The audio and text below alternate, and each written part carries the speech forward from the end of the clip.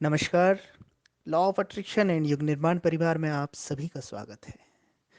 कुछ लोगों ने पूछा है कि आनंद कैसे मिल सकता है, किसे मिलता है शाश्वत आनंद, ऐसा आनंद जहाँ दुख की कोई छाया नहीं है, जो सुख से भी पार की अवस्था है, जो ऐसी अवस्था है जहाँ पहुँचने के बाद कुछ भी पाना, कुछ भी जानना, कुछ भी प्राप्त करना शेष नहीं रह जाता।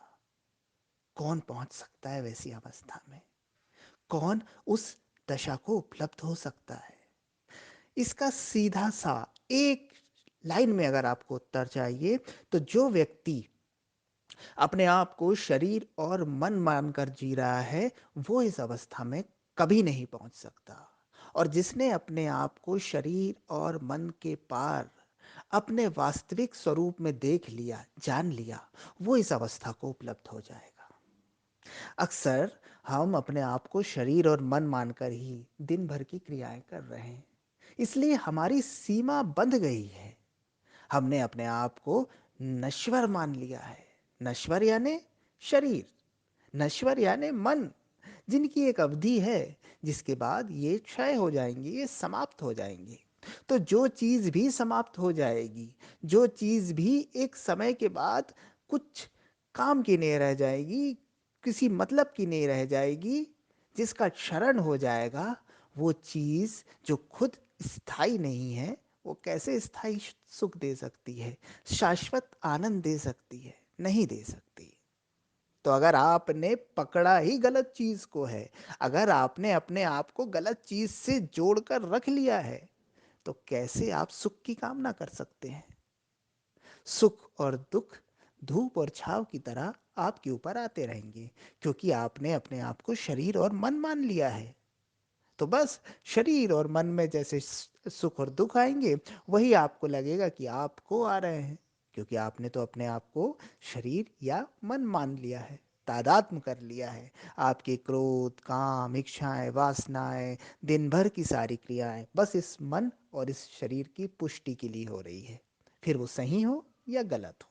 और इस कारण आप बंधनों में बंध गए हैं।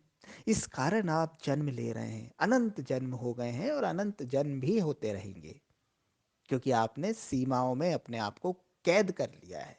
आपको उस असीम का, उस अनंत का, उस शाश्वत का कुछ पता ही नहीं जो आप हैं। आपने अपने आप को सीमित कर लिया है, इसलिए आपके सुख सीमित हो गए हैं, अस्थाई हो गए हैं। कभी सुख आएगा, कभी दुख आएगा। चूंकि आप मरण धर्मा बन चुके हैं, मान चुके हैं, बाकी आप है नहीं, लेकिन आपने अपने आप को मरण धर्मा मान लिया है, शरीर और मन मानकर। तो बस आपके सुख भी मरण धर्मा होंगे, आपके दुख भी मरण धर्मा होंगे। अर्थात सुख भी आएगा, दुख भी आएगा, दोनों को झेलना पड़ेगा।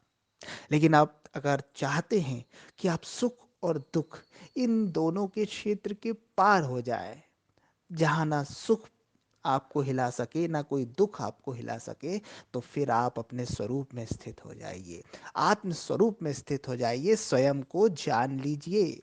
स्वयं को जानते ही शाश्वत आनंद के द्वार खुल जाते हैं। वहां से कोई वापसी नहीं होती, वहां आपको कोई पीड़ा नहीं रह जाती, वहां आपको कोई कष्ट नहीं रह जाता। आप दुनिया में तो रहते हैं, लेकिन दुनिया आपके भीतर नहीं रहती। आप मुक्त रहते हैं, आप आनंदित रहते हैं, आप सदा प्रसन्न रहते हैं। और ऐसा व्यक्ति, इस अवस्था को उपलब्ध व्यक्ति, फिर वापस नहीं आता। फिर उसके जन्म का कोई कारण नहीं रह जाता, क्योंकि उसका कोई बंधन नहीं रह जाता। तो आशा है आप भी उस शाश्वत आनंद की ओर बढ़ेंगे। आपको कुछ छोड़ना नहीं है, संसार नहीं छोड़ना है, घर नहीं छोड़ना है, काम धंधा नहीं छोड़ना है। सिर्फ आसक्ति का त्याग करना है, सिर्फ तादात्म्य का त्याग करना है, सिर्फ अपने स्वरूप में रहना सीखना है। और बस आप हुए पार, आप हुए मुक्त, आपको मिला मोक्ष, आप हुए उस शाश्वत आनंद को उपलब्ध। धन्यवाद।